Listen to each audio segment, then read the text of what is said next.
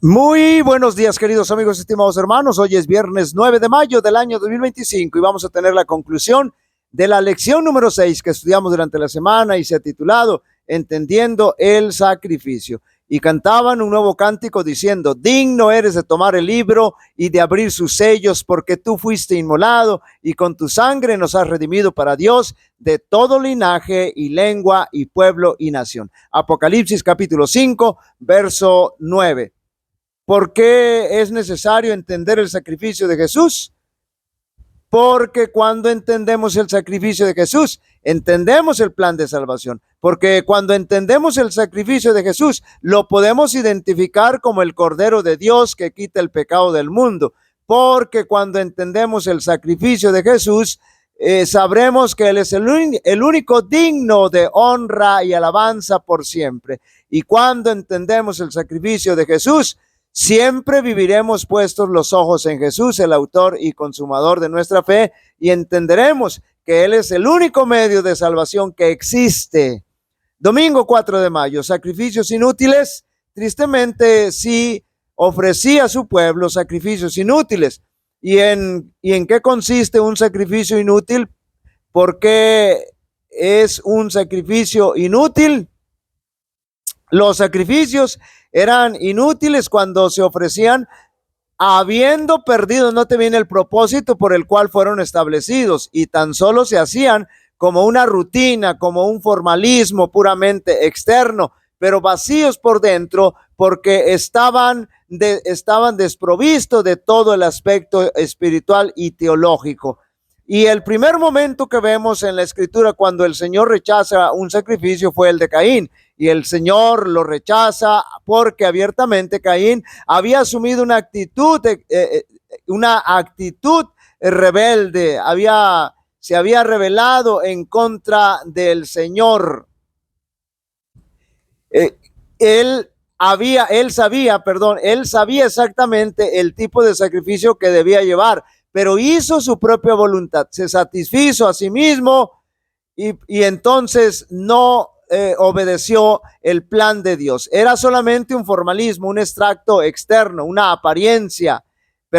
acto externo, una apariencia, porque su vida totalmente estaba depravada ante Dios, y esa fue exactamente la misma actitud, note bien, del pueblo de Dios al ofrecer los sacrificios. No veían en ellos a Cristo Jesús, eran rebeldes, su vida no daba testimonio de que era dirigida por Dios. Sin embargo, Abel sí hacía y vivía la voluntad de Dios. Su experiencia era interna y se manifestaba de manera externa. Lunes 5 de mayo, sangre de toros y de machos cabríos. Aunque el autor de la lección menciona estos dos tipos de animales que eran sacrificados en el atrio del santuario, en el altar del sacrificio, sin embargo, el más conocido y el más recurrido era el cordero, el corderito. Vastedad de animales fueron sacrificados, y si bien es cierto que los sacrificios eran sangrientos, crueles e injustos, debemos recordar que la ley ceremonial surge debido a la introducción del pecado, y cada animalito, cada corderito que era sacrificado anunciaba y señalaba a Cristo Jesús, y debemos estar conscientes de la crueldad del pecado. El Cristo, el Mesías, señalaba, anunciaba, cada corderito que era sacrificado anunciaba y señalaba que el Mesías, el Cristo, un día habría de venir a morir en la cruz del Calvario como uno de estos corderitos. Recordemos que el cordero era un tipo de Jesús y Jesús era el antitipo, y que cuando se encontraron alcanza cumplimiento la ley ceremonial y se terminan los sacrificios. Pero si a usted le parece cruel e injusto el sacrificio de esos animalitos, pues con mucha más razón el sacrificio más cruel y más injusto fue el de Jesús. Pero lo que es más cruel y más injusto es que la mayoría de los seres humanos no lo valoramos, lo rechazamos y lo malentendemos, lo malinterpretamos. Así que cuando se sacrificaba un corderito que era un tipo de Jesús, el Cordero de Dios que quita el pecado del mundo, la esperanza del pecador al sacrificar el animalito no debía estar puesta en el animal, sino en el Mesías, en Cristo Jesús, y con fe proyectarse a ese momento cuando el Señor ofreciera su vida como sacrificio por los pecadores. Martes 6 de mayo, el Cordero de la Pascua. Esta es el centro, el tópico, el punto más importante de la lección. Aquí tenemos otro gran simbolismo mediante la fiesta más importante que practicaban los judíos y que era en memoria de haber sido liberados o librados de la esclavitud egipcia, pero también tenía un simbolismo profundo porque había la práctica de un sacrificio, el Cordero Pascual, tal como se lo llama también a Jesús. Ese sacrificio no solo les recordaba que habían sido liberados de los egipcios, sino también de la muerte de los primogénitos y del pecado. De igual manera, nosotros somos liberados del pecado, de la muerte segunda por el sacrificio de Jesús. Por ello, Jesús es nuestra Pascua. Sepan que han sido rescatados de la vana conducta que recibieron de sus padres, no con cosas corruptibles como oro o plata, sino con la sangre preciosa, note bien lo que dice el apóstol Pedro, de Cristo, como de un cordero sin mancha ni defecto. Y lo excepcionalmente extraordinario es que Jesús murió precisamente en la celebración o cuando se celebraba la Pascua. Por ello, repito, Jesús es nuestra Pascua. Miércoles 7 de mayo, Jesús en el templo. Decíamos que no había comparación con el templo que Salomón construyó respecto al segundo templo. El primero fue glorioso y una maravilla del mundo, y su dedicación fue destacada por la manifestación de la presencia de Dios. Y cuando los sacerdotes salieron del santuario, la nube llenó la casa de Jehová y los sacerdotes no pudieron permanecer para ministrar por causa de la nube, porque la gloria de Jehová había llenado la casa de Jehová. Sin embargo, en el segundo templo no hubo esas manifestaciones como en el templo de Salomón, pero ese templo fue lleno de la gloria de Jesús, porque su presencia física y espiritual se posó en él. Por eso alcanza mucha más gloria y se cumple la profecía de Ageo tal cual fue predicha.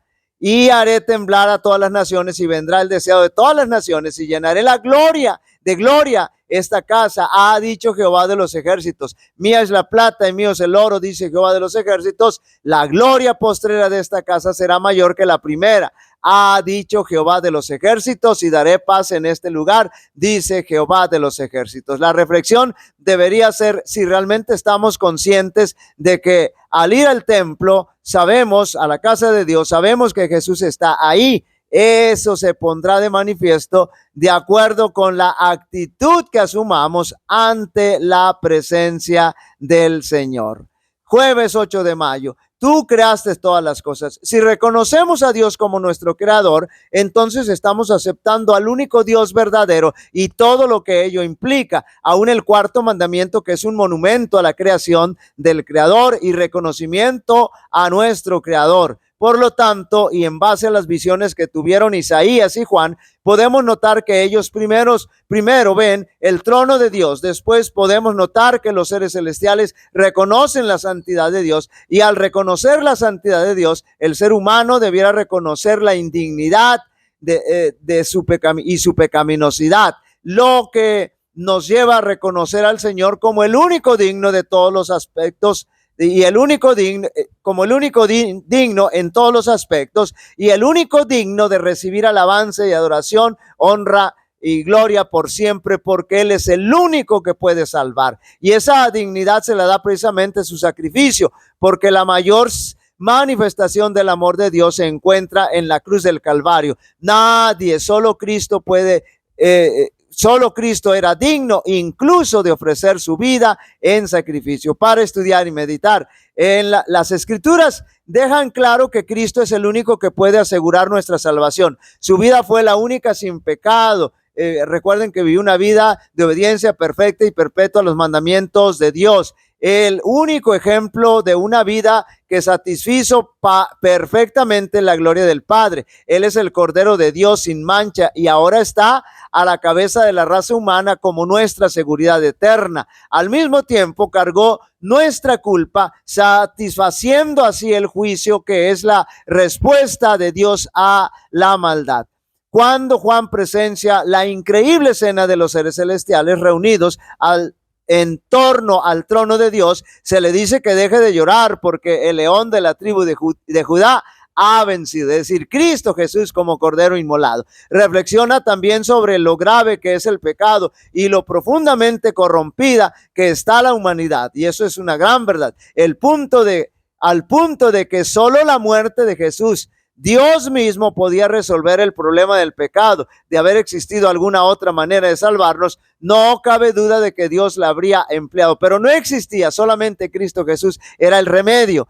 La quebrantada ley de Dios exigía la vida del pecador. En todo el universo solamente existía uno que podía satisfacer sus exigencias en lugar del hombre, y era Cristo Jesús. Puesto que la ley divina es tan sagrada como Dios mismo, solo uno igual a Dios podría experimentar la transgresión. Así que Cristo Jesús, ninguno sino Cristo podía salvar al hombre de la maldición de la ley y colocarlo otra vez en armonía en el cielo. Cristo cargaría con la culpa y la vergüenza del pecado, que era algo tan abominable a los ojos de Dios, que iba a separar al Padre de su Hijo. Cristo descendería de la profundidad de la desgracia para rescatar la raza caída. Queridos amigos y hermanos, cuán importante es entender el sacrificio de Jesús. Si nosotros hemos entendido el sacrificio de Jesús, debemos dar a conocer esta gran verdad. Solo el sacrificio de Jesús es efectivo. Se pueden tener miles de sacrificios, pero solo el sacrificio de Jesús es el importante. Jehová te bendiga y te guarde. Jehová haga resplandecer su rostro sobre ti y tenga de ti misericordia.